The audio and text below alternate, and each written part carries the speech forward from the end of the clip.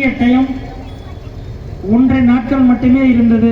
அந்த குறைந்த நாட்களில் மிக சிறப்பாக ஏற்பாடு செய்திருக்கக்கூடிய அண்ணன் அப்துல்லா அவர்களே மற்றும் இந்த நிகழ்ச்சிக்கு வந்திருக்கின்ற முன்னாள் இந்நாள் ஒன்றிய தலைவர்களே, மாவட்ட நிர்வாகிகளே, உங்கள் அனைவருக்கும் வணக்கத்தை தெரிவித்துக் கொள்கிறேன். அது மட்டுமல்லாமல் இந்த நிகழ்ச்சிக்கு இந்த புதுக்கோட்டை பாஜகவில் உங்களோடு நாங்கள் உறுதுணையாக இருக்கிறோம்.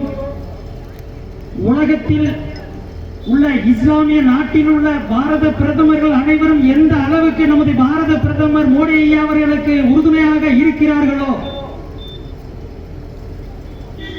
இந்த தமிழ்நாட்டில் கண்டெடுத்த ஐயா அப்துல் கலாம் ஐயா அவர்களை எத்தனையோ சயின்டிஸ்டுகள் இருந்த பொழுதும் தேடி பார்த்து அவருடைய திறமையை பார்த்து எடுத்துக் கொண்டு வந்த எங்களுடைய முன்னாள் பாரத பிரதமர் ஐயா வாஜ்பாய் அவர்களுக்கு எந்த அளவுக்கு உறுதுணையாக இருந்தார்களோ,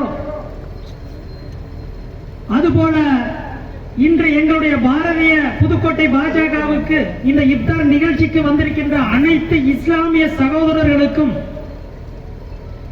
நன்றியை தெரிவித்துக் கொண்டு உங்களெல்லாம் வருக வருக என்று வரவேற்று மகிழ்ச்சி அடைகிறோம். இந்த புதுக்கோட்டை மாவட்டத்திலே எந்த கட்சியும் செய்யாத ஒரு இஃப்தார் நிகழ்ச்சியை செய்ய வேண்டும் என்பது எங்கள் எண்ணமாக இருந்தது. காரணம், 60-70 ஆண்டுகளாக இந்த திராவிட கும்பலால்